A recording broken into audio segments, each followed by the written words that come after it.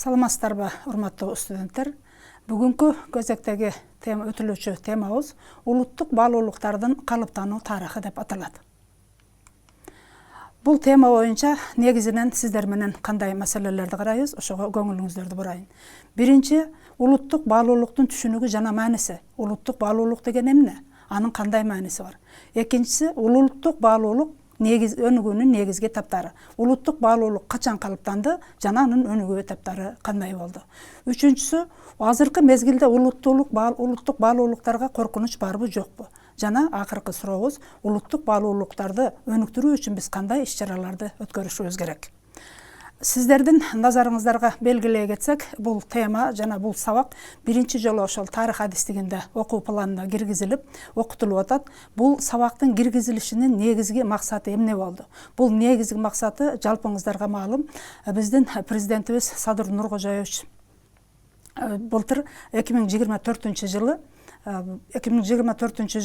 улуттук дем, дүйнөлүк бийиктик жана уңгу жолу деген жарлыкка кол койгон 18 декабрда 2024 жылы. Ошонун негизинде бардык жерлерде уңгу жолду өнүктүрүү боюнча улуттук бийиктик деген эмне, улуттук дем деген эмне, ошол маселелерди карап бир топ иш-чаралар өттү. Ошонун негизинде бул бүгүнкү күндөгү керектүү сабак экендигин билдирип, биз 2 сабакты окуу планына киргиздик. Тарых профилиндеги адистиктер үчүн. Бул сабагыбыз улуттук аң сезимдин калыптануу тарыхы жана экинчиси улуттук баалуулуктун калыптануу тарыхы деген суроолор боюнча, темалар боюнча өтөбүз.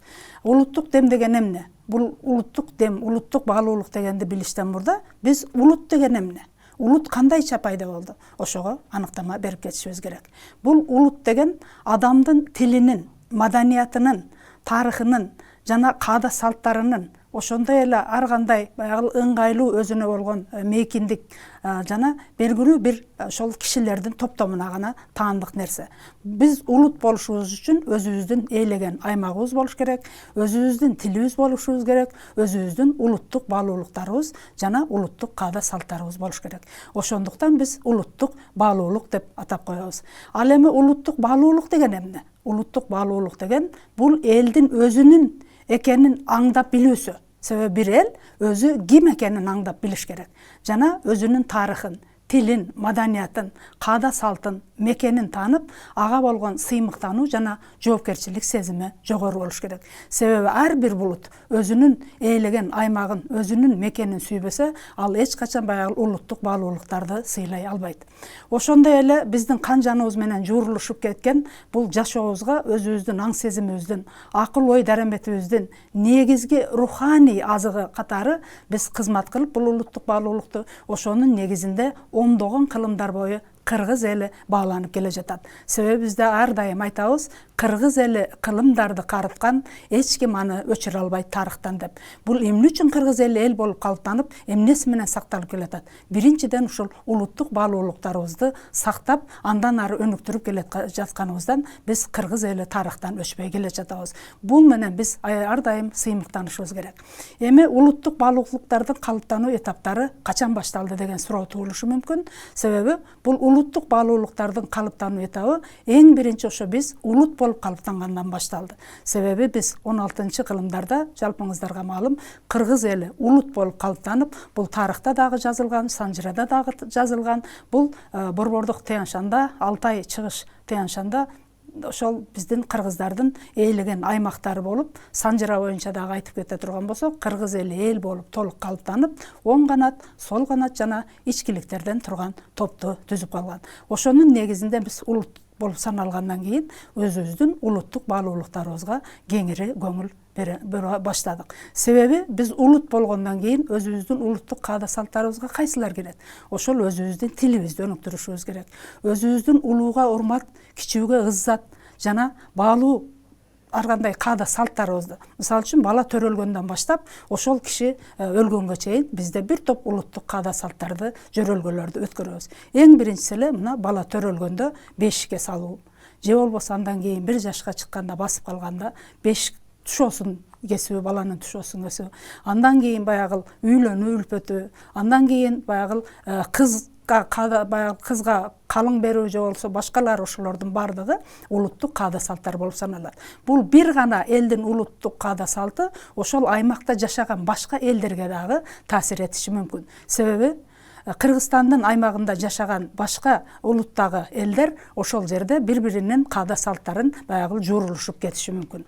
Ошондуктан биз мисалы үчүн мына биз кыргыздар жөнүндө айтканыбызда эң биринчи ошо орто кылымдарда кыргыздар жөнүндө жазма эстеликтерде жазып калдырылган. Бардыгыңыздарга маалым, орто кылымга чейин эле биздин заманга чейинки 201-жылы ошо Кытай жазма эстеликтеринде кыргыз эмес, кыргыз мамлекеттүүлүгү жөнүндө эскерилип кеткендигин дагы биз сыймыктануу менен айтып кетишибиз керек. Ал эми улуттук баалуулуктардын калыптануу этабы кийин кандайча болду? Мисалы үчүн улут болуп калыптангандан кийин кыргыз эли ошол Россиянын курамына кошулду, Кокон хандыгынын курамында турду, кийин совет бийлиги орноду, ал эми азыркы эгемендүүлүк доорунда дагы ошол этаптар менен өнүгө баштады.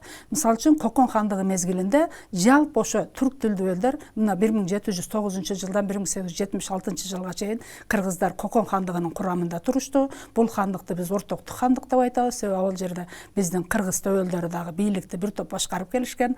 Ошол жерде өзүбүздүн улуттук каада салттарыбызды ошол жерде дагы сактап калып, бир топ өнүктүргөнбүз. Ошол жерде дагы өзүбүздүн тилибизди, өзүбүздүн каада салттарыбызды, өзүбүздүн үрп адаттарыбызды сактап калдык. Андан кийин Россиянын курамына кошулганда кандай өзгөчөлүк болду? Россиянын курамына кошулганда бардыгыңыздарга, жалпыңыздарга маалым, бул биздин Кыргызстандын аймагында орус түзем мектептеринин ачылышы, жана бир топ ооруканалардын ачылышы, алгачкы фельдшерлик клубдар. Бул жерде дагы биздин кыргыз элинин маданиятына, үрп адатына, каада салттарына өзүнүн таасирин тийгизди, бирок улуттук каада салтыбызды сактап калууга аракет кылдык. Андан кийин мына совет доорунда 19-кылымда совет бийлиги орногондон кийин биздин кыргыздар баягы өзүнүн улуттук республикалык макамга ээ болуп калгандан кийин мына 1936-жылы Кыргыз СССР түзүлдү.